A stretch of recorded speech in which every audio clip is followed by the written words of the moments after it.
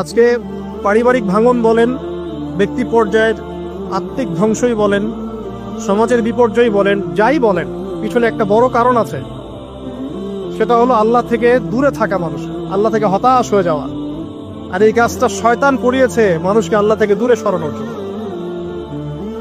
আল্লাহ রাব্বুল আলামিনের কাছে কেউ যদি যেতে চায়, মন থেকে যদি আল্লাহকে একটা বারও ডাকে, আল্লাহ পাক এক ডাকের মাধ্যমেও তার গুনাহ মাফ করতে পারেন। দুজন ব্যক্তির ঘটনা পড়লাম। একজন ব্যক্তি প্রচন্ড রকম আবেদ, প্রচুর ইবাদত করে।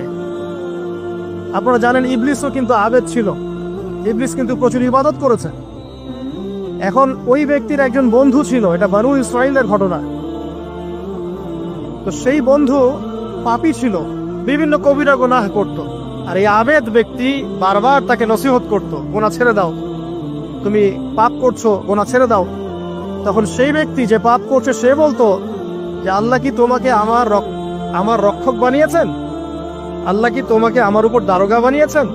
আমাকে আল্লাহর হাতে ছেড়ে দাও, আমাকে নসিহত করতে শোনা। একদিন এই আবেদ ব্যক্তি তার বন্ধুকে একটা জঘন্য পাপ করতে দেখলো, এমন একটা পাপ যেটা দেখে তার মনে ধারণা আসলো এটা চরম জঘন্য একটা কাজ। তখন সে মুখ ফসকে বলে ফেলল যে আল্লাহ তোকে আর মাফ করবে না, আল্লাহ তোকে জান্নাত দিবে না। আল্লাহ রাব্বুল আলামিন মালাকুল মউতকে এই দুজনের কাছে পাঠালেন, দুজনের রূহকে কবজ করা হলো।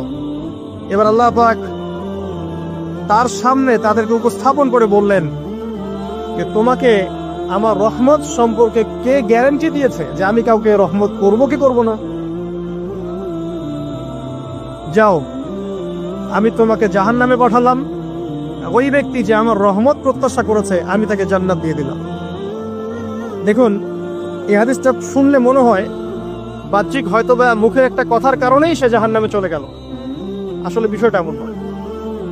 বিষয়টা আমি আপনাকে বুঝাচ্ছি। বিষয়টা হচ্ছে ইবলিসের মতো। ইবলিস কিন্তু শুধু মন থেকেই বলেনি